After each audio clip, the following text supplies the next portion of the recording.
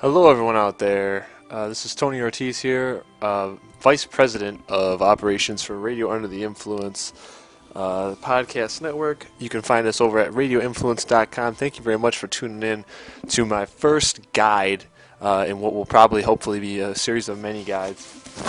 It's going to cover some older video games, whether they're fighting games, regular games, RPGs, whatever. Basically, what I want to do is just kind of do a visual presentation of something you might read on a game website, or a website with guides and stuff. Just because I know in this generation, a lot of times it's easier to learn by seeing what happens, by having someone talk to you, being open to answer your questions instead of just reading a big white and black wall of text. So, this is part one of one of my favorite games of all time, Final Fantasy VI, also known as Final Fantasy III here in the United States. So let me just get some stuff out of the way so we can go ahead and dive right into this. There will be three parts to this. The first part's going to cover all of the basically things you're going to need to know and all the preparation you're going to need to put into the game if you want to have a really solid end game setup. So basically, the guide wants you to get you to the end game and maximize everything and all your potential at the end game. So the setup is very important. So the first part is basically centered around that, the setup. The second part is going to discuss all of the things you need to do in the second half of the game, or really more towards the end of the second half of the game, to ensure that you're set up to basically max out everything you possibly can and have the most fun possible with your maximized endgame playthrough.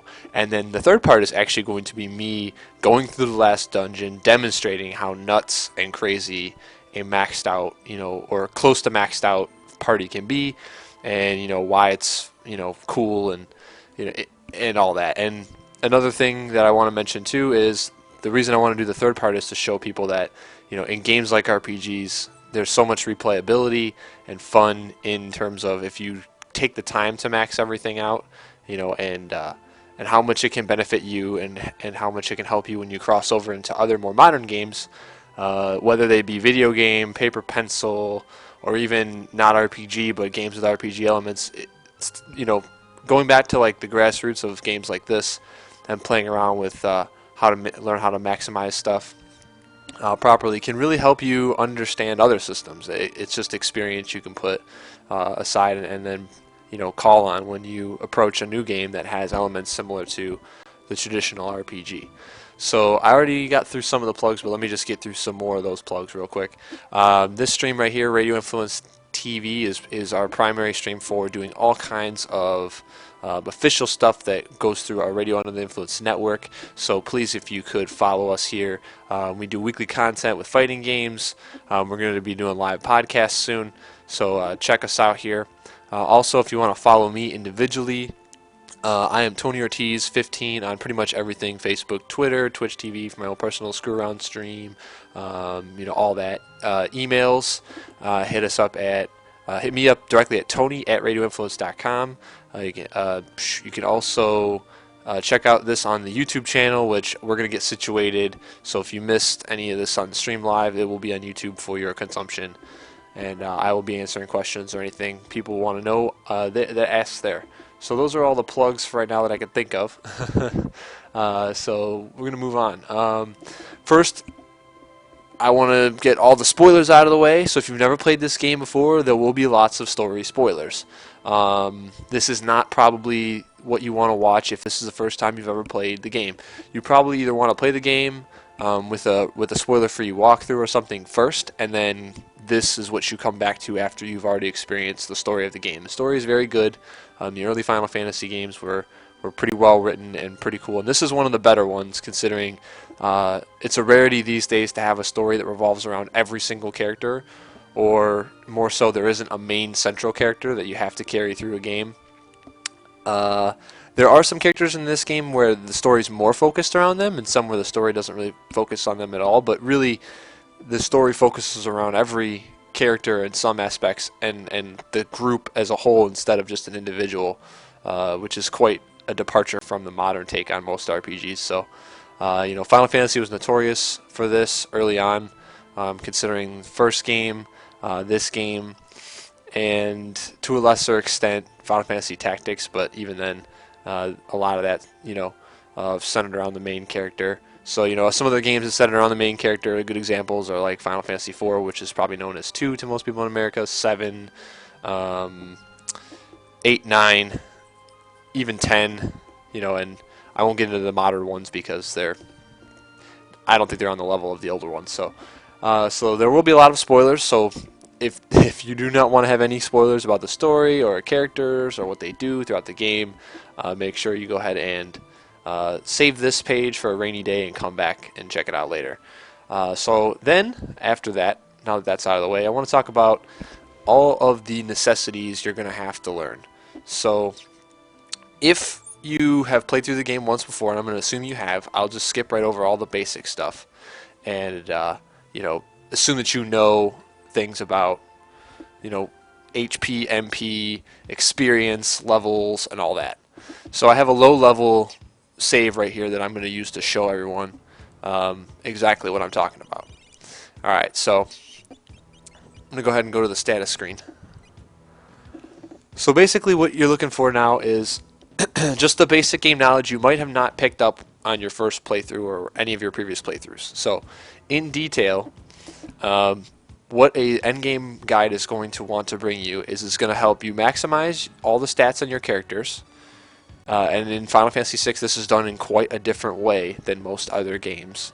And it's going to want to get you to understand the basic. I'm going to want to get you to understand the basic algorithms of how things are going to work. So, essentially, what all these stats mean, what ones you want to pay attention to on which characters, so on and so forth. So basically, if you want to learn more about how to maximize your characters to a higher level, I would refer you to a low-level game guide. What this is going to do is get you through the majority of the game's story at as low of a level as possible, and from there, you will be able to maximize each character to his fullest potential. This game is quite the contrary to most other RPGs, in that most other RPGs, if you level up your characters super high in the beginning, you'll just waltz right through the rest of the game. This is true of Final Fantasy VI, but you actually sacrifice the end game potential by doing this, and I'll explain why in a second. So there are that, and then if you want super detailed information into each stat and exactly how it works, there are some really good stat guides out there, some really good algorithm guides out there. They are written, but I'll go through the basics. So if you don't want to read anything, you won't have to. But that's that. So I want to actually jump over to espers. So espers are some things, basically what you acquire throughout the game, and here comes one of those first spoilers here. They're what's left over of an esper when it dies. So it's basically like a stone.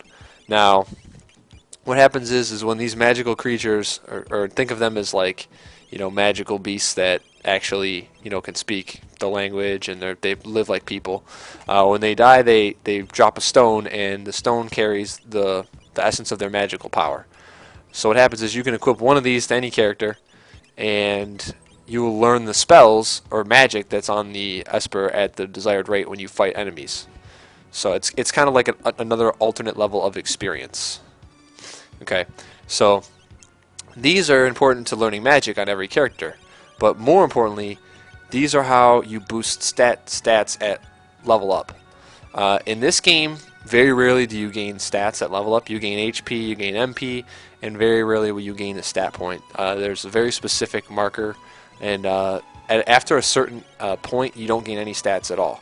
So these are how you power up your characters, making sure that these are equipped at the appropriate leveling up stages. For each character. So it's very important to get all of them and to know what all of them do and to know what stats to raise on which characters, which is what we're going to go through. So that is that. Basically, let me go back to the stat screen. You have, in this little layout here in the status menu, you have your 4 base stats on the left, and you have your 5 secondary or derived stats on the right. So let's go through the stats on the left first because they're more basic. Vigor is strength. So I don't know whether it was a translation problem or just there were two different Japanese words used, or one Japanese word that meant the two things and was translated as two different English words. It's kind of variable. Not really that important though, but vigor equals strength, strength equals vigor. They are the same stat, they do the same thing. So if you see +2 to strength on an Esper, it means vigor, and if you see vigor in an algorithm, it means strength. They're interchangeable. Vigor / strength is a measure of course, your character's physical ability. The stat primarily factors into your battle algorithm for when you select the fight command to do physical damage to enemies. That's pretty much all it does.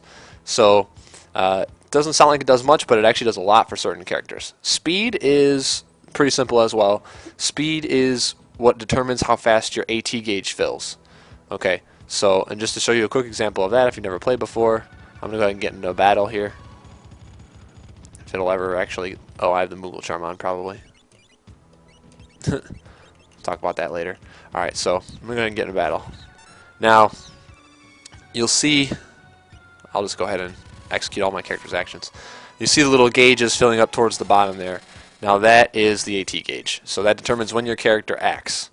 So whenever you get a chance to attack, fight, or well, use an item, use magic, use a secondary ability, whatever, that's when your gauge fills. So the higher speed you have, the faster that gauge will fill naturally, you know, without any kind of help from anything else, like, you know, per se, like running shoes that give you automatic haste or whatever.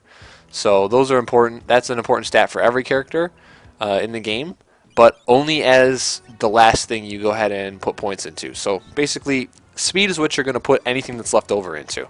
Okay, it can be affected by other things, so it's not as important as the first stat for each character, and it's also pretty much, well, the higher you get, the less important it is, because in the time it takes for all the other characters to animate in a 4-person party, generally you'll already be able to act again at a certain point. So the more points you put into it, the lower the curve is on the return you get. So that's why it's the secondary thing to put points into and not the primary. Then you go to stamina. Stamina does a lot of different things in this game. Unfortunately, none of them warrant putting any points into whatsoever with any character. Stamina is stamina, just don't worry about it. If you want more information on what stamina can do for your characters, just go ahead and check out one of those written stat guides. But for the purposes of this and time, I will not cover anything more about stamina. And then lastly is magic power, of course. Magic power simply is the exact same thing as strength, but when you're applying it to magic, so it's going to increase the magic damage from damage spells, the healing from healing spells, and it might even increase the percentage at which spells work for some of the spells that don't always hit. So not 100% sure, but it's not a big deal because, you know, there's no accuracy rating in this game, so you pretty much can't improve accuracy, as it were. So if it does, it's sweet. If it doesn't, you're still going to put points into it. That's it. So those are the 4 basic stats.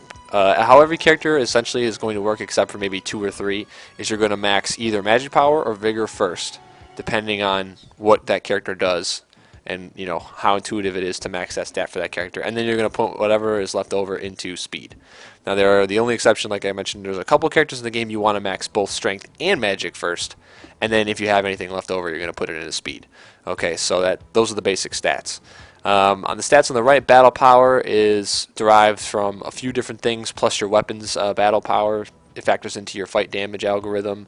Defense is derived, of course, from your defense, evade, magic defense, and magic block are all derived from the various armor you're wearing, shields, relics, other things, and they all factor into algorithms. So, of course, defense factors into the physical damage you're taking, magic defense, of course, the spell damage you're taking, and then evade is supposed to work to give you a percentage to evade physical damage. However, it is bugged in all American versions of this game. I don't know if it's fixed in the anthology version for PlayStation 1. I'm using an emulator for Super Nintendo, so I'm not going to worry about that. If you want to check that out, you're just going to have to go look it up. But Magic Block actually functions as the number for both evade and itself in this game. That's how the glitch is. So if you're going to put any kind of gear on that increases evade only, don't worry about it. Go for gear that increases Magic Block instead. So that's just, we're going to cover that right there. So if you succeed in rolling well on, you know, Magic Block, you will completely evade the damage and or effect of whatever attack is thrown at you. And just so everyone knows, The maximums in this game are a little bit different from other games. The maximum stat is 128 instead of 100, so that's just a little oddity out there. Same thing with magic block and evade percentage. There is no maximum defense, but at a certain point, I believe your algorithm will have you taking absolutely virtually no damage if you can somehow get your defense way up there. It's even at max level with the best armor, you're still going to take a little bit from every attack, but it's marginal. And then battle powers max is 255 for a single hand. If you use two hands, you can actually get it up to, I believe, 455 or something like that. So the maximums are a little bit different, and we'll talk about those when we actually go into individual maximization. But before we move on into talking about each character individually, I want to just take a minute or two and just talk about some of the terminology that's unique to either this game or RPGs in general, in case anyone does not know about some of the words I'm going to rattle off as I continue. So, unique to this game, or I guess you could say pre-modern RPGs, I guess if we're in the modern era now, is maximum damage and health numbers. They're 9,999 for health and 9,999 for damage. And this went up at some point, Final Fantasy X maybe, I believe, with certain items or something. So instead of saying quad nines or whatever, any other the number itself over and over and over again, I generally just say 10k. You're literally one integer away from 10,000, so I just say 10k. It's easier that way, and that's the way I refer to it. So there's common other things in the game that will lead me to say 20k. Like if someone has a Genji glove and hits for maximum damage with one hand each, that would be 20,000 damage. Sometimes I'll say 40k if someone does max damage with an offering and 4 hits. And then there's 80k, which I probably won't say very much because I don't feel that it's smart to equip the Genji glove and offering on the same character, but that comes way later. That's not a reference to Marvel. But if I ever say a number k, that means 10,000 plus the whatever number's in front. So you're going to hear me say that a lot. You're also going to hear me refer to statable levels. What statable levels means is if you go through the game at the lowest level possible, you will eventually get to the point where you acquire all your party members again, and every single level you gain from there is what's referred to as statable, which means you can equip an Esper and level, and it won't affect anyone else's level in your party because you acquired everyone again. This is a little tricky to understand, but you'll get the gist of it as I go through this. Basically, when I refer to individual party members, I'll say something like Mog has the fewest statable levels in the game. And what that means is that his level is increased automatically by the average level of your party when he joins you, both in the first world and in the second world. So that just naturally takes away levels from him where you could have equipped him with an Esper and gained a level and gained a stat boost from that Esper. So that is what I mean when I say statable levels. It's also a term that's used in quite a few of the guides, and it's pretty much commonly accepted. So if that is that. Farming is another term you're going to hear a lot. You hear it in RTS games. You hear it in games like RPGs all the time. And what that basic farming is where you go somewhere and you just grind out hours of play to obtain a lot of something, whether it's experience points, gold, items, whatever. It's just farming refers to just sitting in one area and just running back and forth and acquiring something. So you're going to hear me talk about that a bit. The next is the word proc. I don't really know where the origin of the word comes from or if it's an abbreviation, an acronym, or whatever. But what proc means is that when you use an item for its regular function, like say a sword, okay, like this Thunderblade here, when you attack with this Thunderblade, it will randomly cast something. So in most RPGs, whenever you use a weapon or you block with a shield or you use an item for its regular function, and then you basically get a dice roll, and if you roll well, it will perform an additional action for you for free. So when you attack with the Thunderblade, every now and again, 1 in 8 times or whatever, whatever it is, it will cast the bolt spell for you as an addition onto that attack. So when we're talking about things like weapons, I'll talk about the advantages of some weapons, and I'll say the big advantage of this weapon is it's got less attack power, but it procs Pearl, so it's way better than whatever. So that's what proc means. And then the last term I'm going to use probably quite a bit is a term that I don't know if I coined or if it's common and I heard it somewhere. I'm not going to take credit for it, even if it was my term, but it's basically I call characters that only basically are good for casting spells in this game casting posts, just because they're a stick in the ground that sits there and does nothing but cast magic. So when I talk about some of the characters that don't have useful secondary abilities, that don't have good weapon selection for fight stat, that don't have much other function than to stand there and cast spells over again, I usually call them a casting post. So if I say that term, that's what I'm talking about. A character that pretty much is only there to cast spells. So that's the terminology. Let me get a quick sip of water here. Okay, so that's pretty much all the basic intro stuff. Then I'm going to jump on the airship here. I'm going to talk about each individual character.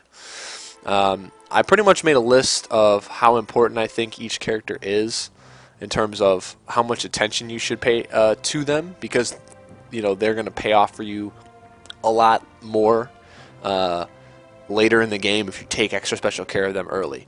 So we'll talk about the options you have and all that after I go through each individual character. But this is basically going to be each individual character in order that I think that they're important, starting with most important. And then I'm going to talk about what you're going to do with each character. And then we're going to move on into all of the preparation, the meat and potatoes of the preparation. So first and foremost is Locke. I think Locke is the most important character in the game for various reasons. He's the best Coliseum fighter. He's very simple in terms of what you need to max, and he's also really tough to take care of in the second world because you have to do a lot before you can get him back. So other great advantages Locke has are going to be he can equip some of the best gear in the game all around. He can equip all the best swords. He can equip his own unique weapon that's arguably one of the best 3 weapons in the game. He can equip all the best armor, all the best shields. And he's just all around an amazingly good character. He also has access to the Steel Command, which, early game is garbage, but late game is phenomenal as it allows you to basically get a bunch of copies of items that they probably didn't intend you to have. So you're going to be able to get multiple of, like, say, the second or third best shield, multiple of the second best armor, all kinds of stuff you couldn't get, multiple ribbons that, protect you from status alignments, all stuff you couldn't get normally by playing through the game. So Locke is super, super important. I have him at number 1. He's very easy when it comes to stats. You're going to max his strength out first, and then you're going to put whatever's left over into speed. It's very easy. There are, of course, exact, precise ways to do this, and I will get to that towards the end. So, but basically, you want to remember strength and then speed for Locke. Okay, so I'm going to keep it that simple, and I'm going to talk about leveling everyone as a whole towards the end, and how you want to do things. Then next I have Terra, just because Terra is pretty much in the same boat as Locke. She can equip all the best gear. She has pretty good secondary ability in Morph, one of the better ones in the game. Only gets better as she levels. You don't have access to it for most of the first world, but that's not a big deal because if you do a low level playthrough, you'll be running away from a lot of battles anyway. Just pretty much not stellar, doesn't do anything super unique by herself that puts her above, I think, the next 4 or 5 characters, but she just doesn't have any weaknesses, really. I mean, she has the best secondary ability out of all of them in terms of, end game potential, just a little bit better than Edgar, and then, she has all the access to all the best gear. So that's Terra in a nutshell. With her, it's pretty simple. Again, you're going to do magic power all the way to max first, and then whatever's left over in speed. She makes up for not having strength if you want to fight with her by being able to equip some of the best weapons in the game, so she's still going to hit hard. And Morph actually will help you hit hard, so if you really need to fight with her, you can Morph her, and you can still hit like a truck. So Terra, second most important. That's how you take care of her. Third, Edgar, as I mentioned. Edgar has, again, all the same great qualities, can equip all the best armor, all the best weapons, all the best shields. Can also equip some unique gear that's only for him and Sabin, his brother. But most of the best other heavy armor and heavy weapons and heavy shields are better than that stuff. So it's there, but it's not really a big deal. His secondary ability and tools is super useful from early game all the way through to late game, especially if you know which ones to use. And he's a character who you have options with. You can max strength or magic power on Edgar and get a really, really good character out of him at the end. Now, I would say that since his weaponry is really a good selection, you'd really want to take a look into possibly maxing both stats with magic first and strength second, and perhaps not getting maxed on both depending on how many levels you have to max them out. But in my opinion, since he can't take advantage of the Tempest sword, it's probably better to choose one. I particularly like strength just because if you take a deep analysis of all the characters in the game, you're going to probably want to maximize magic on more characters than strength, just because that's the way those characters are attuned. You know, that's the way they're just set up to go. So I think it pays to have a couple more extra strength characters laying around just to vary up your damage in case you run into stuff that absorbs all kinds of magical damage. So Edgar has really good options. He has a board clearer for each magic and physical damage in his tool set, but he also has an item that completely ignores defense and does physical damage for free in place of an auto attack. And you can target whoever you want with it, which is a big advantage over, like, say, a Sabin Blitz, where he just hits who he wants. So with the drill in tow, I think physical is the way to go in Edgar, and if you go this route, you would go same as Locke, strength all the way to max first, and then speed second.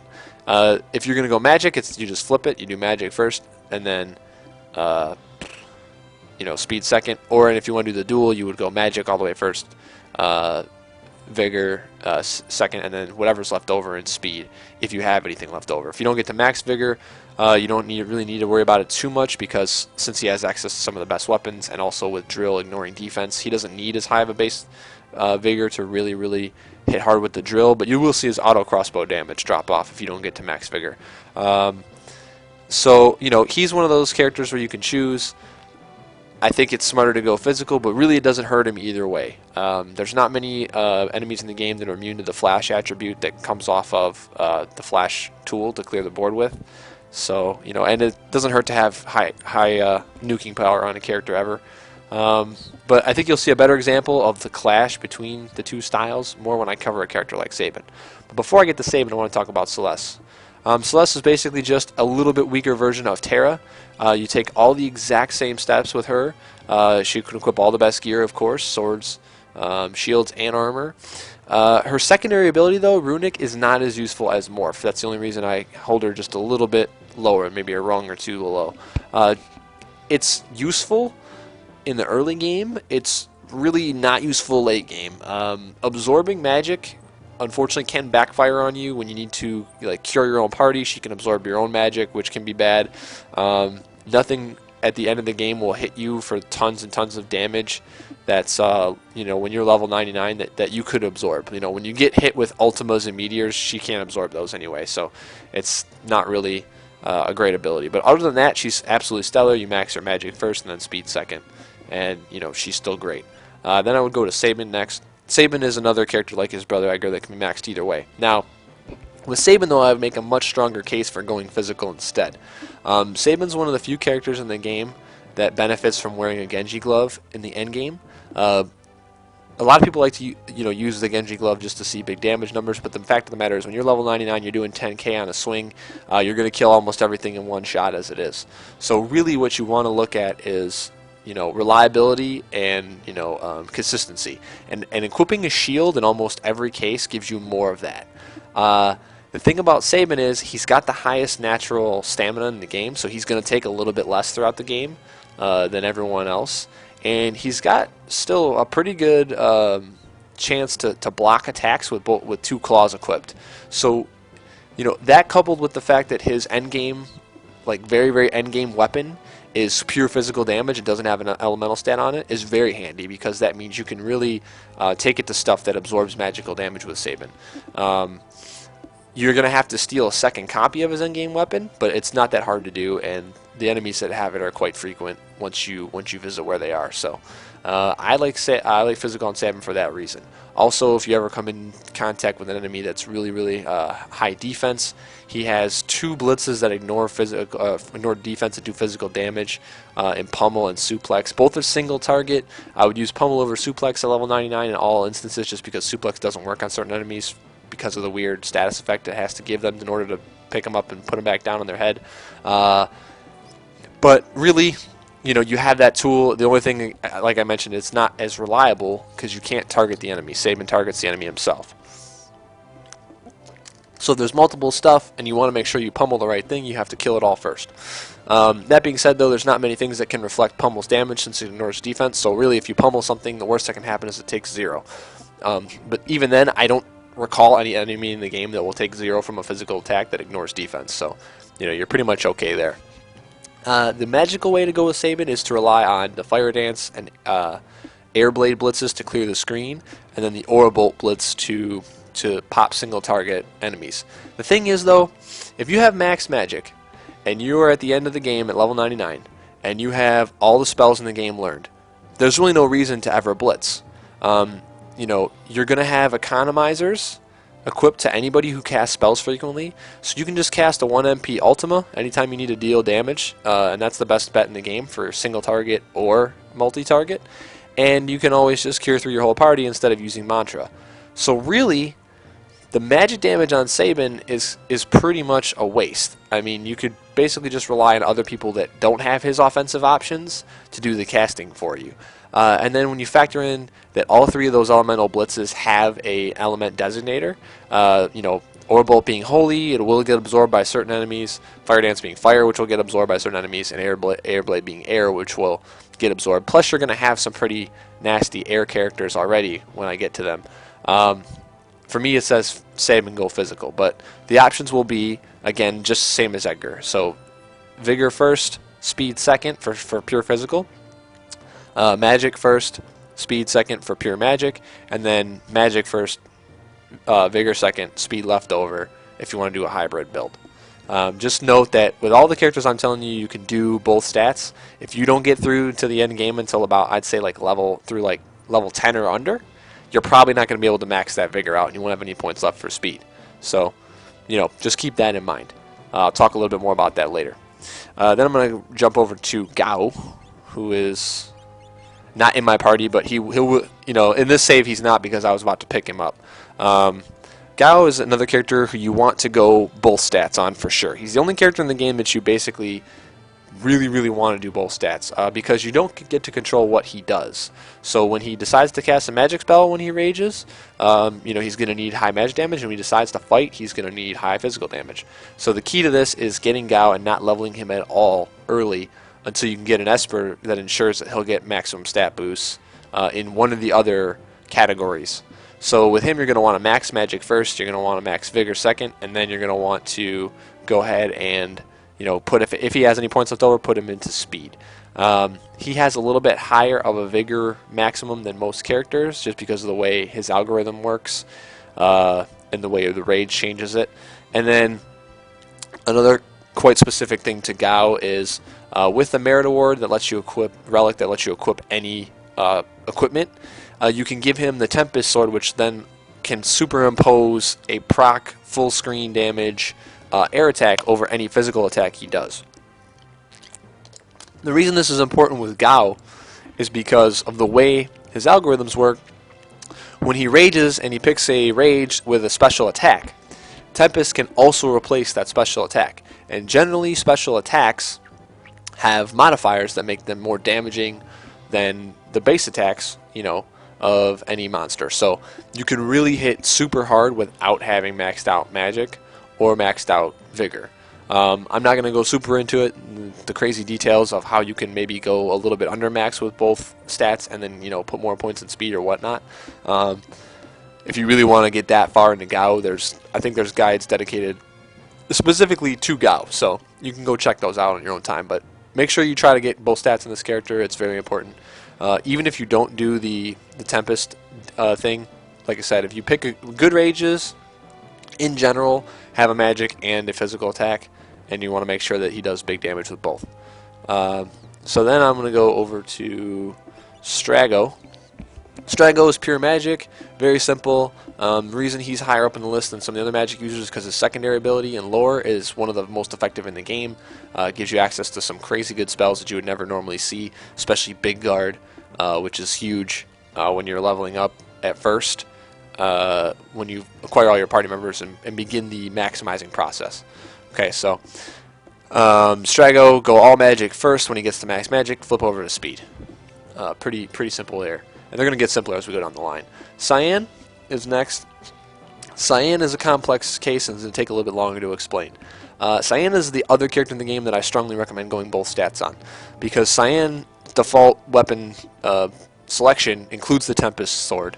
You can get a second Tempest Sword, which is super important. I'll talk about it later. Basically, what happens is Cyan has a pretty useful secondary ability in Sword Tech. And what's cool is some of the secondary abilities in Sword Tech, like Quadraslam and Quadraslice, give him a free set of 4 physical attacks. This is cool because the only other item in the game that can let you do that is an offering, which you only get 1 of. And you're going to want to put to use on a character that really hits hard with a weapon that ignores defense, like Locke or one of the Night Sword users. So what's cool with Cyan is you can literally get him set up to quad attack every round if you play your cards right.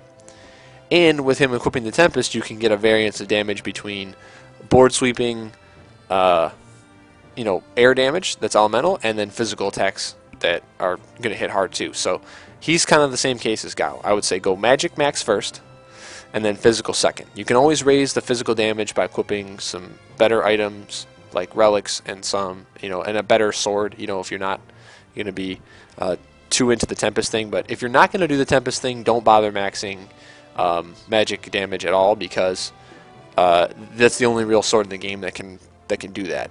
There's no other sword that can substitute in and deal magic damage in the middle of the Quadraslam. Since it doesn't work exactly the same way as Offering does, you won't proc anything after your Sword Tech multi-attacks. So what you want to do is, if you want to do the Tempest deal, max magic, then vigor, and then if there's any points left over for speed, you put them in speed. If you don't want to bother with the Tempest thing, you just want to have another heavy hitter, Cyan definitely lends himself better to physical than magic. All of his secondary abilities pretty much do physical damage, so you want to go strength first, speed second. After that, then, we'll go over to... Oh, I don't have Shadow either. So Shadow would be on here as well, the ninja. Shadow's pretty simple. You can go either way with Shadow.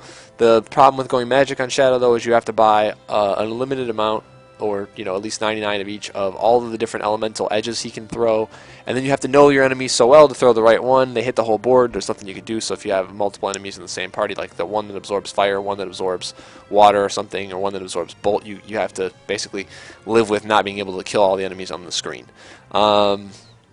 The stars he throws ignore defense, which is really good, and I think he's another character, again, that benefits from wearing a Genji glove because of his dog interceptor. So when Shadow gets hit, he gets a chance to proc his dog to do additional damage.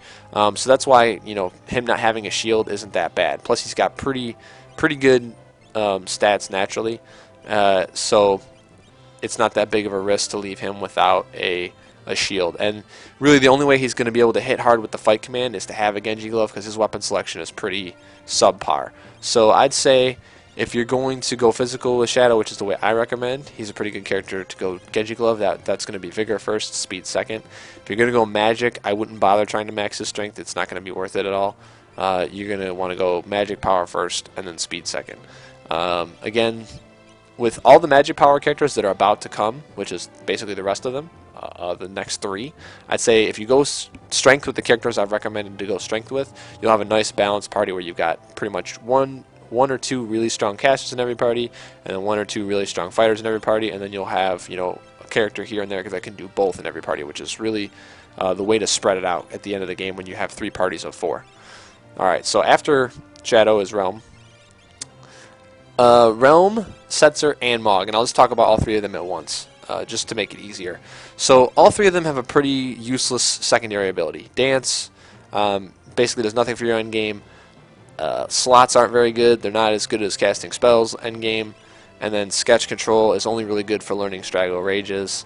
So outside of that, it's pretty much useless. All three of these characters have really bad weapon access. Eventually, Maw gets a good weapon in the Aura-Lance, it's the Aura-Lance, but it's not until you kill one of the last 4 bosses in the game. So to get mileage out of it, you have to literally leave the end game tower and then go do other stuff and then come back, which you really can't even do effectively. So I wouldn't even count that.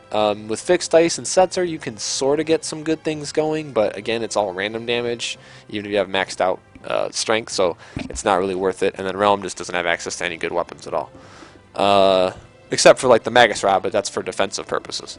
So really, with all three of these characters, you're going to want to go Magic first, and then Haste with whatever's left over. Realm will especially turn into a pretty good cast at the end because she has such a naturally high Magic rating that you can get a lot of extra points into speed for her, so she becomes really fast.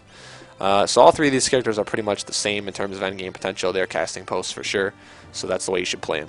Gogo and Umaro cannot equip Espers. They level as natural as the game lets them, and that's it. You have no control, so don't have to worry about how you level these characters up at all. And that's every character in a nutshell. So then I'm going to go into now for take a sip of water real quick. Then I'm going to go into the first half of the game, or the prep stage. So basically, you have 3 styles to play through with your game. You can essentially choose to go a hardcore low-level playthrough, which is going to get you through and get all your characters back in the second world. I think as low as level 8 on some characters. There's plenty of good published guides for this. There's no way I could take you through and write a better version, so just go check those out if this is what you want to do. This is the most effective. It's also the most nerve-wracking. There's all kinds of dumb scenarios where you might have to, restart from an hour beforehand and all that crap. So if you're going to do a pure low-level playthrough and get through the game at under 10 with every character, I would seriously recommend playing on an emulator. Just so you can save in multiple states after any kind of boss fight, after any kind of party acquisition or whatever, so you can go back and change something that you might have screwed up for sure. If you're going to do the medium level playthrough the way I did it, where you get through the game with people for the most part under 20, in the 15 to 17 range, or even lower, you can make a few mistakes that you can have a little less hassle. I only really made one mistake that cost me like 6 levels in every character. This is a lot easier. I would still recommend at least freeing up all 3 save slots if you're not going to do it on an emulator for save state purposes. So that way you can hold your low level if you can get through it like 14 or 15 in case you screw anything up in the second world, or even in the first world, to have all 3 save slots so that you can go back a couple hours in time if you need to. Stuff like that. It's just going to make your life a lot easier. And then the third option, of course, is the don't give a fuck playthrough, where you just kind of fly through the game normally and then you do what you can with the stuff at the end. I don't really like that. I think if that's the way you're going to approach it, you may as well not bother watching an endgame guide at all, because you're not going to be able to max out characters and really see the potential of each character. So, in essence, if you want to play that way, I don't even see why you're here, but I'll still mention it just because you can do that. You can get through the game relatively low at like 30-ish and get all your characters back, but you're still going to have to run away from a lot of random battles to accomplish that. So, I would say decide whether or not you want to go hardcore low level, or you want to go medium level-ish, like I have here, and still, be super effective at the end of the game. Now, I talked about Gao in detail a little bit earlier, and I'm going to bring him back up again because you have the option to basically level Gao in the first world at a certain point solo to make your life a little bit easier. And the reason I say that is because, and I'm going to put 3 people in my party so I can pick them up here and show you. Just want to make sure everyone's, yeah, okay. So basically, you can level Gao up to a certain point, to about 40-ish, I say is safe. You have to do it solo, and you have to do it in the first world, which I'm not in and I can't actually show you. But what you can do as soon as you get the airship, is you can go ahead and level Gao, because Gao has a nice generic property to where if you don't have him in your party, if he's left off on the Veld, his level total doesn't affect anyone who comes in and joins your party in terms of, an average. So basically, I just picked up Gao. He's level 43. I got him like 41-ish, 42-ish. He gained like a level on just like through a boss fight or something. He's really good at killing the Royal Air Force for you and getting you through a lot of the floating continent stuff. And holding the line if you want to steal a bunch of Genji gloves. But you can do that later on the Veld, which isn't that big of a deal in the second world. And then you can jump off and then throw them back on the Veld before you finish the second world. So it's pretty detailed. I would recommend reading a guide that shows you how to do it. But basically what you're going to do is you're going to have to get rid of Gao before you do anything important. So if you do this with Gao, before the airship's going to get crashed and stuff on the South Continent, and this is the mistake I made, you need to leap him off. So if you don't leap him off, he will count and he'll level up your characters from like 10 to like 14 or 15 before you go to the sealed cave. So there's a lot of stuff you need to keep in mind. You got to leap him off before you beat the floating continent. So you can take him with you to beat the Royal Air Force and do the floating continent, but then you got to jump off the floating continent, go back over to the Veld, leap him off, and then come back. And then do it with characters that are lower. So it gets a little complicated, but this is a cool option that makes it easier for you. You just have to be sure you pay more attention, because if you make a mistake, it can really cost you quite a few statable levels when you add up every character that will be affected, which is all of them. Another option you're going to have as well, and the reason I didn't have Gao is because you need to get Shadow first, so Gao doesn't actually count towards his level as well. You need to get every other character first. So you're welcome, sir. And it will be up on YouTube for your consumption to go back to and reference as soon as I can get all of the pieces up. So another option you have with characters is Mog. In the first world, you have to basically make a choice of whether or not you want Water Rondo and you want to be a completionist in that sense, or you want to save a bunch of levels for every character. Mog comes into your party in the first world at +5, your party's level average, I believe, which is the highest at any point in the game in either world for any character.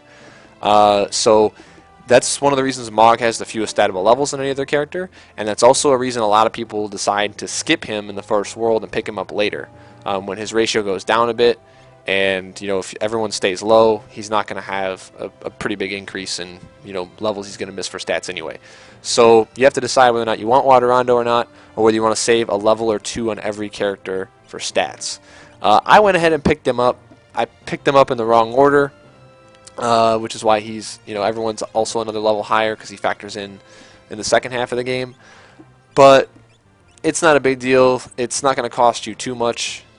If you're super low level, like level 8, level 9 when you beat the first world, or when you're about to, I would say just leave him. But if you're going to do the mid-level thing, it's not really that big of a deal. You're not looking to get super maximum out of every character. You're just looking to get maximum on base stat and then secondary, however much you can put into it. So, it's your call there, but that's another option you have. Another thing that's going to make it easier on you is earlier in the game, it depends on what kind of player you are, but if you want the Vanish Doom ability to just make the game way easier for yourself, especially boss fights that you're going to have to do at really low levels, what you want to do is after the Magitech Factory, immediately fly over to the Veld and teach a bunch of characters Vanish Doom, as many as you can. You won't be able to teach Celeste Vanish Doom because she won't be with you, because she bails. But I believe everyone else you'll be able to get Vanish Doom on. So go ahead and do that if that's what you want to do. I did it because I played this game, I don't know, at least 20 times all the way through since I was a kid and first played it. So I just didn't want to deal with the whole beating every boss legit without it kind of deal. So I did that. So then, after that, you go to the second half of the game. Let me get another sip of water here. When you start the second half of the game, you're going to have a couple options in the way you pick your characters back up. So I'm just going to go ahead and throw random people in a party here. And you start with Celeste on a little island. So if you played through the game before, you're familiar with this. So you start down here on this little island, And the first 4 party members you pick up are locked in a certain order. So you start here with Celeste. You end up over here on this side in this kind of. You pick up Sabin next. You have to. You have no other options. You go to visit Terra, but she doesn't join you.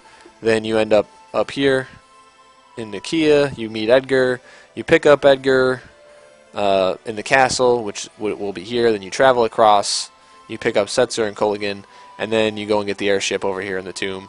And then once you have the airship, you can kind of do whatever you want. So acquire whoever in whatever order, since the airship gives you access to everything. The recommended order I would suggest basically is going to get you everyone in the correct order to make sure that no one gains extra levels that they don't have to gain. So since a few characters are +0 in the second world, you want to get them first. And since a few characters are more important to make sure you don't accidentally give up a few statable levels on, you want to get those people first as well. So number 1, you should probably get Cyan. This is going to be tough because in Mount Zozo there's a lot of dumb shit that you have to deal with. But I would say you can come back at any time, so just leave the dragon if you don't have Vanish Doom on all these characters that you're going to have. So Setzer, Edgar, and Sabin. Celeste, you could go learn Vanish Doom with Celeste on the Veld, but at this point, if you're still level like 8 or 10 or something, there's going to be the monsters on the Veld that are going to be quite a bit stronger that you've run into on your way, acquiring these last 4 party members. You're going to have the undead stuff from the tomb, you're going to have the junk in the castle basement, you're going to have all the stuff from the continent in the middle there that hits, some of it hits pretty hard. So it's going to be tough to go get her, Vanish Doom. So if you don't have Vanish Doom on those 3 characters, leave the dragon, come back. Get Cyan. Cyan's important because Cyan's a great character. He has Dispatch, of course, which is, ignores defense. He'll fit pretty nicely in, and you want to get him early because he's one of the characters you want to max both stats with. So you want to pick up Cyan first. Then he has a +0 modifier as well, I believe. So then you want to go grab Terra next. Pretty simple here. You have to fight Funabubba again. Vanish Doom his ass. If you don't have Vanish Doom, there's a way to beat him. Check a guide. She's +0. Pick her up. She's good. Definitely want her. Then you want Realm. The reason you want Realm now is because, first of all, the Esper that's in the, underneath is good, and she's a weird number. I don't remember if she's +0. I'm pretty sure she's +0, but she's not there. She's down here in Jidar. The cool thing about it is you can kill a couple birds with one stone here. You can pick up the Nightshade fight, which is important for Gao if you want to cheese the game with Gao. You can pick up that really good Esper, and then you can pick up her, and she's handy because Sketch and Control can get you around a lot of stuff, especially early. So you want to grab her next. Then you have the option of grabbing Shadow if you want. Shadow does have a modifier. I believe it's like +2 or something. He's over in the cave of the Seal Gate, provided you didn't kill him. I won't get into that. I'd say pick him up just because he makes getting lock easier, but you don't have to. At this point, you'll have Celeste, Sabin, Edgar, Setzer, Cyan, Terra, and Realm. That's 7 people. So from this point, you can go and get lock without too much trouble, as long as you put the extra party member in the group that's going to fight the dragon. If you want to do the dragon without Vanish Doom. If you're going to kill the dragon with Vanish Doom, it doesn't matter. You can skip Shadow, get lock first, no problem. If you want to fight the dragon without using Vanish Doom, you want to make sure you look up which party member in the Phoenix Cave fights the dragon. I think it's party 1. I mean, I can't remember off the top of my head, but it's, you can look it up. You want to make sure that party is the correct makeup and out of these 7 characters, and is the one that has the extra member in it.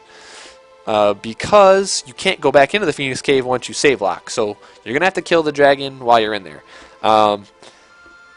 You can go ahead and pick up Shadow to make this easier and have an 8th party member, but it's just you might lose a level or even 2 on Locke in terms of stats. Thankfully, though, Locke isn't a character who cares too much about statable levels in terms of his endgame potential, because once you max his Vigor, it's just all speed. It's not a character where you have to max both strength and magic power, so you have wiggle room here, but it's important to grab Locke as fast as you can. So you either can get Shadow before or after you grab Locke. If you think you can handle it, leave him. Grab Locke at the Phoenix Cave first. that'll give you Phoenix, the Valiant Knife, and Locke. Locke is pretty much invaluable for leveling. He's a great leveling character. He can steal stuff for you. He brings with him an item that ignores defense and does a ton of damage while you're leveling up. So whether or not you choose to get Shadow first, get him immediately after you get Locke second. And then from there, you can go ahead and grab Strago, who's going to be over here. All you have to do is put Realm in your party, land in this thing. He wakes up, he joins you. Then you want to go get Mog up in Narshe. And then pick up the Moogle Charm, of course, right below him. So you want to scoop him up here. Then you kind of have a choice. It doesn't really matter who you grab now. If you leveled Gao, he's going to be way higher than everyone else. But if you leveled Gao, you can go grab Gao before you grab Amaro and Gogo because they don't have statable levels since they can't equip Espers. So it doesn't really matter who you get out of the last three in what order. If you grabbed Gao, if you didn't level Gao, if you kept Gao super low and you still made it through, you probably want to grab Gao first. So one of the alternate orders is going to be Gao first. If you didn't level him in the first world, and then probably then you have another option. So the order I told you is pretty much the standard order. If you didn't level Gao, grab Gao first, and then do everything in the same order. Now, if you're having trouble and you don't want to deal with running away from every battle, you have another option. You're going to have to sacrifice some statable levels, but as soon as you get the airship, you can go and grab Mog first if you want. Most of the stuff in Narshe is weak.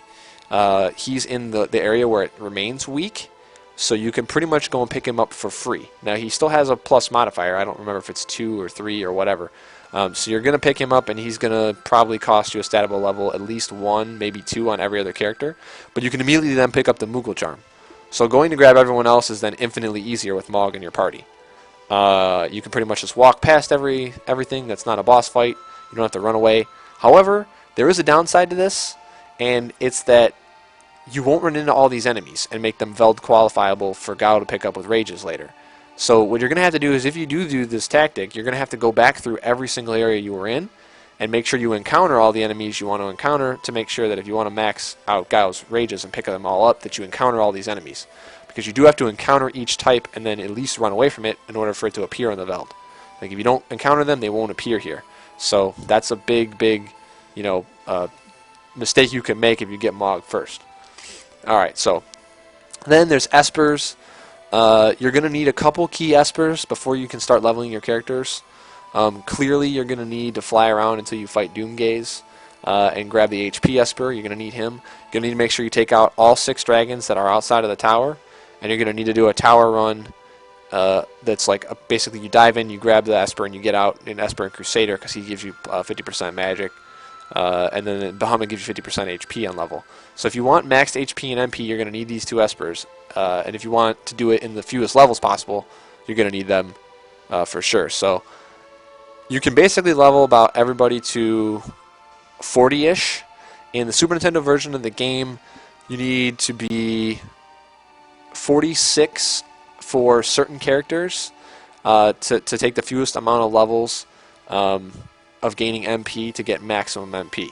So basically what happens is there's 3 levels of character and their magic affinity. Everyone grows HP at the same rate naturally as they level up, and then certain characters grow MP at a little bit better rate than others, and there's 3 levels.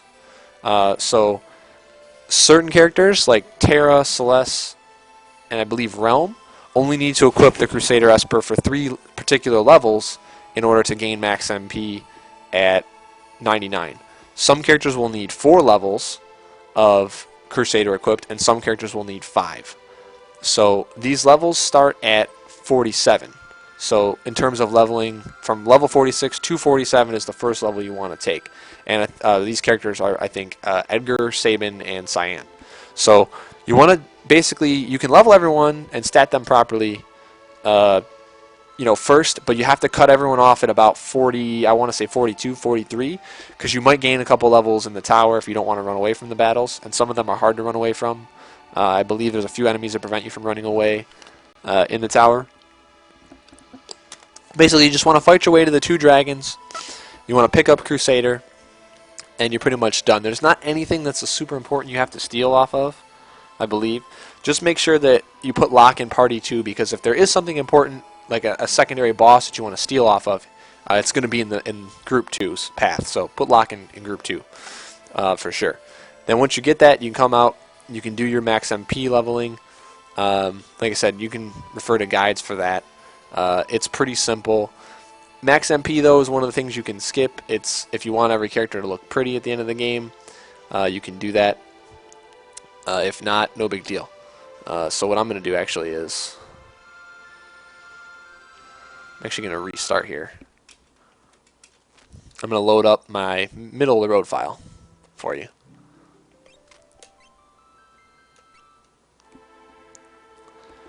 So this is a file where I'm a little bit farther in that I had. And this is the file I believe I saved right before I was basically done with what I was going to do before I dove into the tower to get Crusader. So you can see I got a bunch of people just chilling. Oh, this is right after I grabbed Crusader. I'm sorry. Alright, so I had everybody just chilling right around the 40s, the mid 40s. So, you know, you can see here. Some people I left even lower. I didn't take Umero in, of course. Go-Go doesn't matter, obviously, because you can't, you know, equip him with Espers. But I basically didn't bother leveling Setzer or Umero because I didn't take them in. And I just leveled everyone accordingly, you know, with whatever they needed to gain based on, you know, where I had to stop, and then I stopped. So at this point, this is where I have Crusader, and at level 46, Cyan's going to need Crusader, Edgar's going to need Crusader, Saban's going to need Crusader. Some people claim you can get Edgar to maximum with only 4, but I'm not sure about that because I did this in my playthrough and he ended up with 991 MP, and I only did 4 levels. I didn't feel like going 5 hours back in time, you know, to the last save or whatever to give him 8 MP, especially with him in my game being strength instead of magic. So I would say safe bet 5 levels for him. Then I believe it's going to be Terra, Celeste, and Realm. You only need 3 levels with them. I believe that's going to be 48, 49, and 50, if I recall correctly. It might be 47, 48, 49. No, yeah, I think it's 48, 49, 50. Yeah. So with these 3, it's 48, 49, and 50. So leveling from 47 to 48, from 48 to 49, and from 49 to 50. They only need 3, and they'll get maxed MP at 99. And then everyone else is 4, and that's going to be 47 to 48, 48 to 49, 49 to 50, and 50 to 51. And then the 3 with the 5, it's going to be 46 to 47, and then all the way through to 51. So that will get you maxed MP in every character. HP, thankfully, is much simpler. Everyone gains HP at the exact same rate.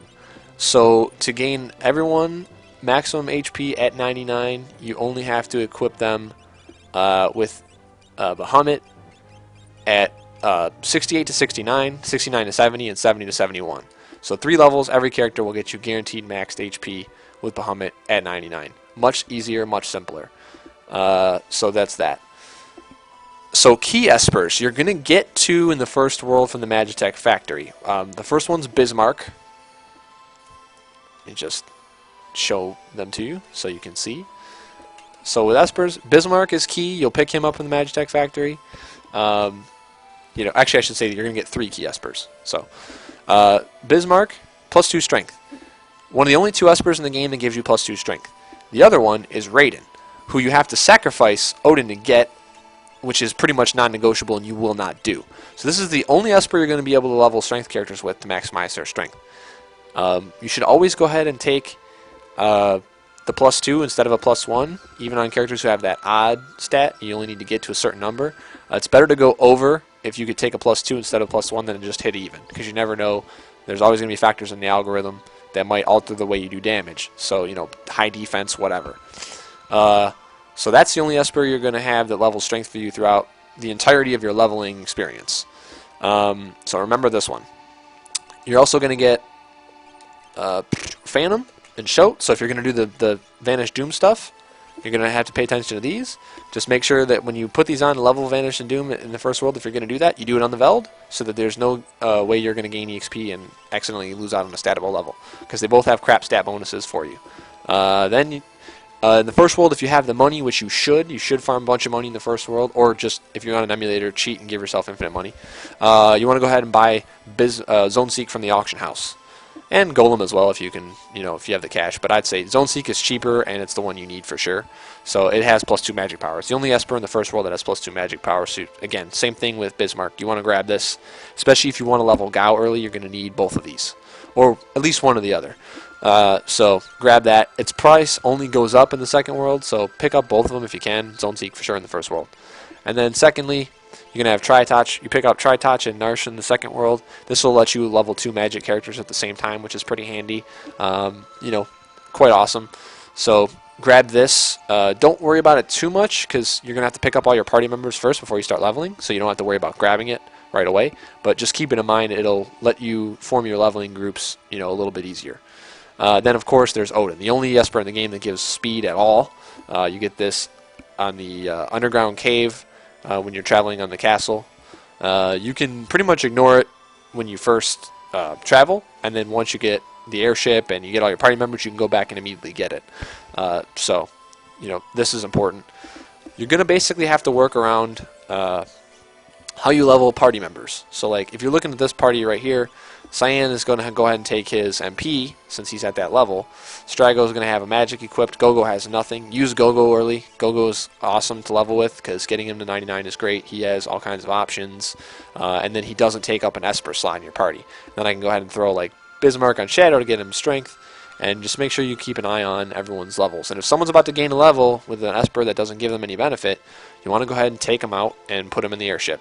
And towards the end of your leveling, you're going to have parties that only have maybe 3 or 2 in them, but they'll be strong enough to survive, and that's where saving your game often and save stating comes in handy. So, that being said, there's some items that'll help you prep that you can acquire. You can acquire like Thunder Shields from Steridite stealing in the tower if you really want, and then level spells and stuff if you want to level a bunch of spells instead of using the Veld. It's not that much faster, though, to be honest, considering the enemies here are pretty tough. There's Cactrots, which you have to run away from, and Hoovers in this little patch of desert here. Hoovers will give you 5 magic points a kill. If you have everybody equipped with a Thunder Shield, its attack, that Sandstorm, will just get absorbed over and over again. So even at low levels, you can pretty much just, wax these things. However, I would say, even at this point, there's not much you're going to run into on the Veld that's worse than this, considering all that you've been through. Maybe phases that you can't run away from. That's about it. Otherwise, I'd say just leap them with Gao instead if it's something you can't run away from. That's an alternative, but I wouldn't bother with it too much. I would just stick to the regular pattern. If you want to learn spells first before you start leveling, just save often and hit up the Veld. There's a way to manipulate what battles you get on the Veld as well. So you can get to the spot right before you're about to hit the high groups, and then you can go ahead and save and then reset and then load, and you'll skip past like 7 of them. So you can check out a guide too about rages. That'll help you out with that if you want to learn spells first. If you don't, this is the primary area where you're going to be leveling, this patch of trees right down here. This is the I always go to say dragon for some reason, but this is the dinosaur forest. So the mobs that spawn in the dinosaur forest are very few. There's the Tyrannosaurus and the Brachiosaurus. Brachiosaurus is very dangerous for you early on. Make sure that you get some characters pretty high before you start doing things like uncursing the Paladin Shield and things like that. Before you start leveling. You might even want to run away from Brachiosaurs, or if you're a Vanish Doom person like me, you can just Vanish Doom every single one as soon as you see it.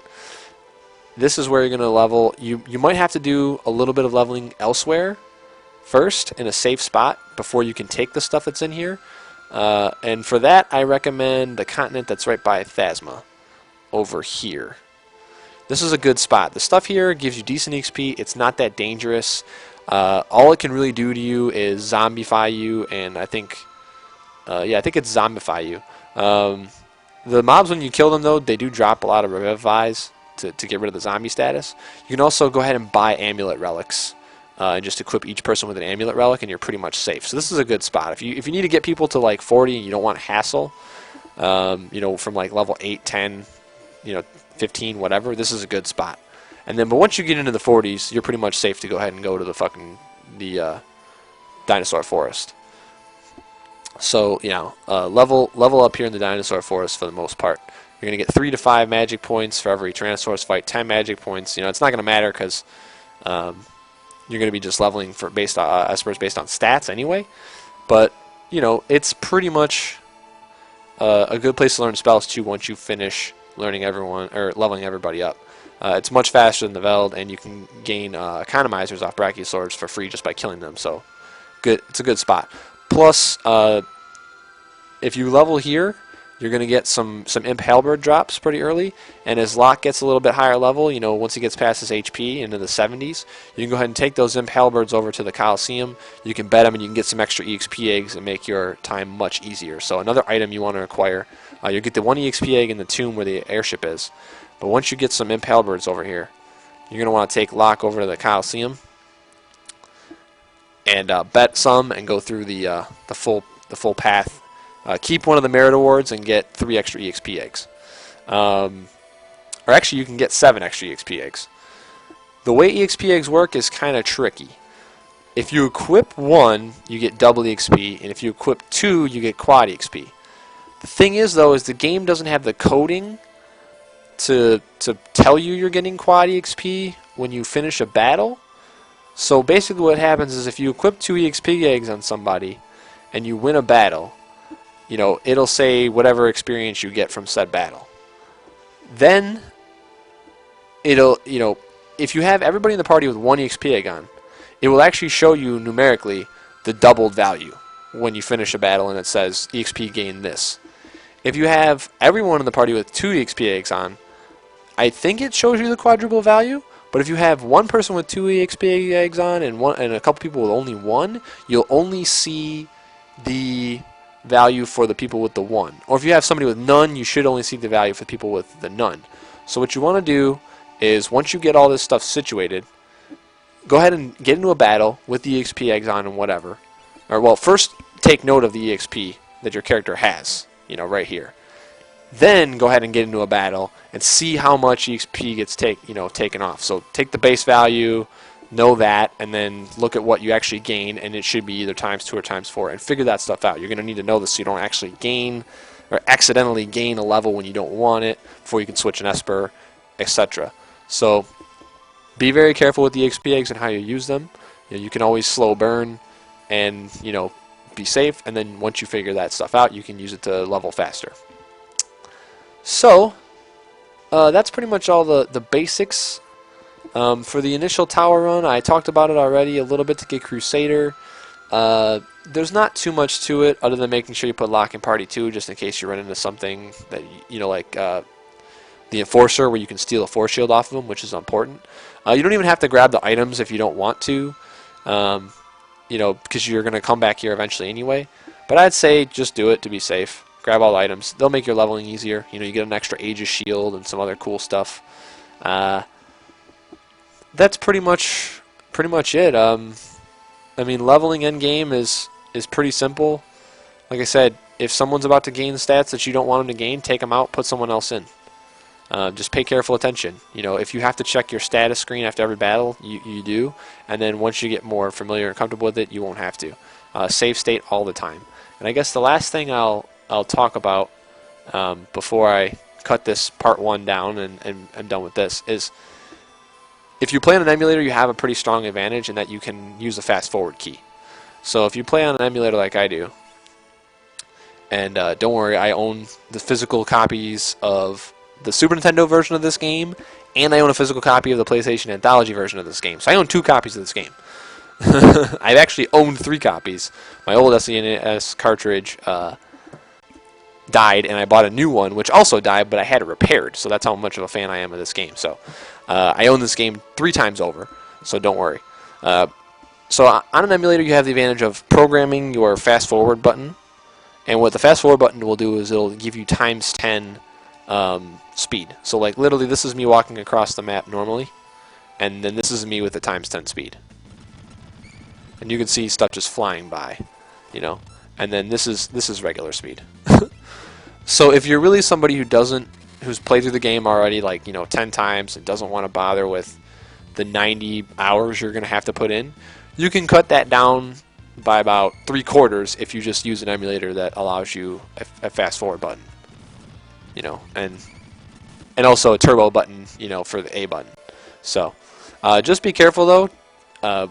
You're gonna have a lot of problems if you just try to abuse the fast forward button over and over.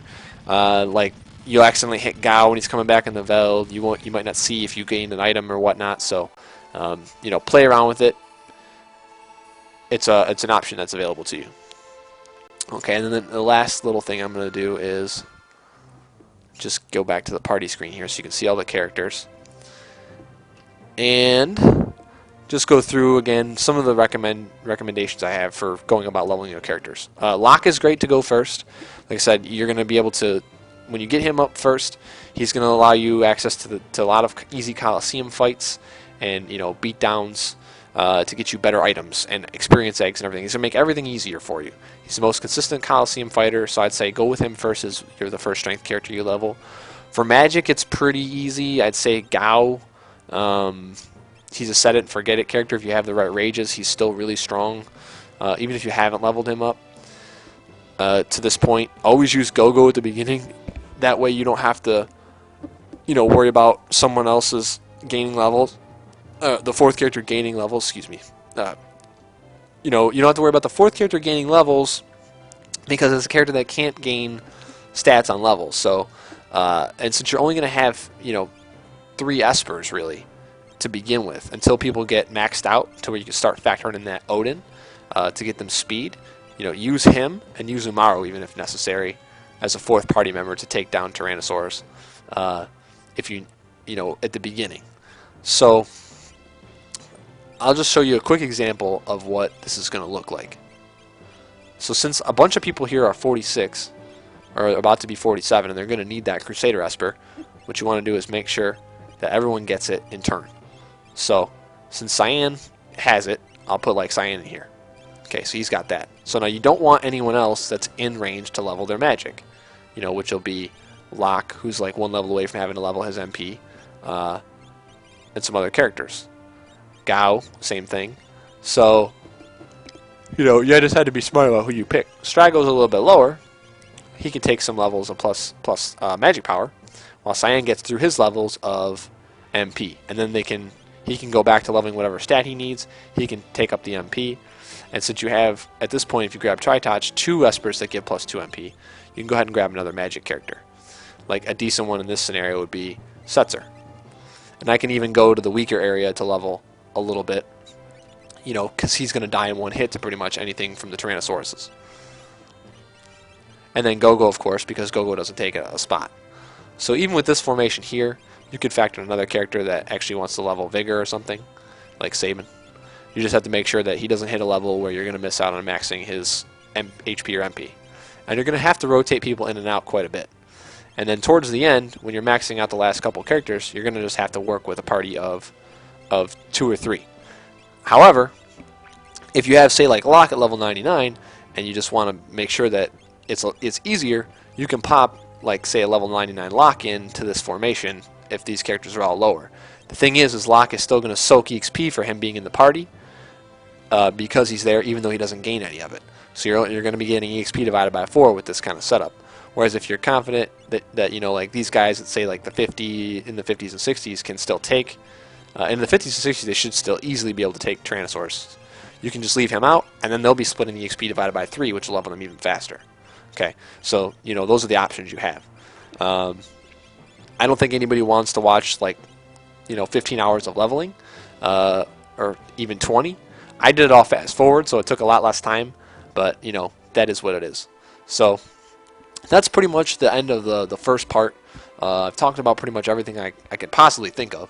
If I missed anything, feel free to leave comments if you're watching this on YouTube.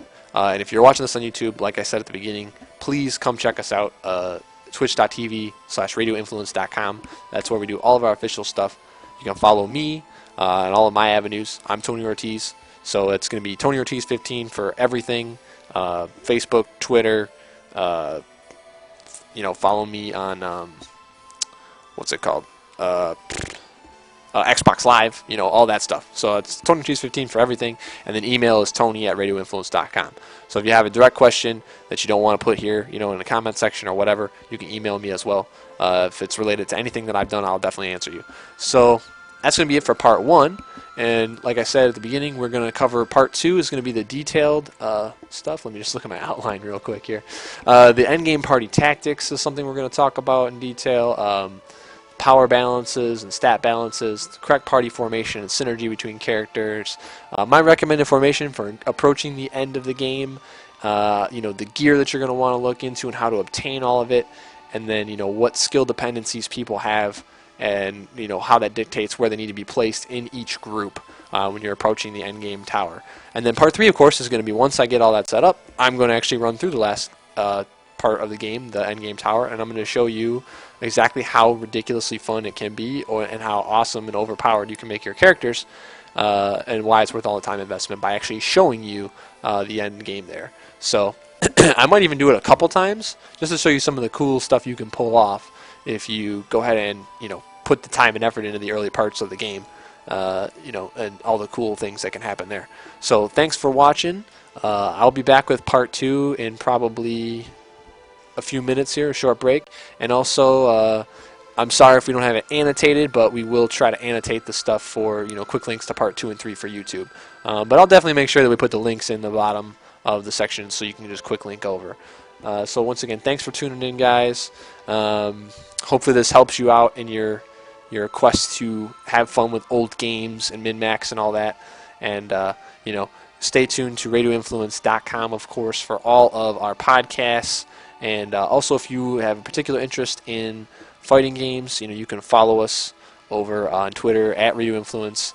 Our individual podcast at the Hit Confirm for fighting games, and you can also check out hitconfirm.radioinfluence.com for the Hit Confirm's blog as well. I am hyperactive on all those avenues, and feel free to contact me, not just about any of this stuff, but tell me what you want to see in the future, video games, PC, Xbox, whatever, and I will stream whatever people want to see for sure. So once again, thanks for listening, and I'll see you on the flip side.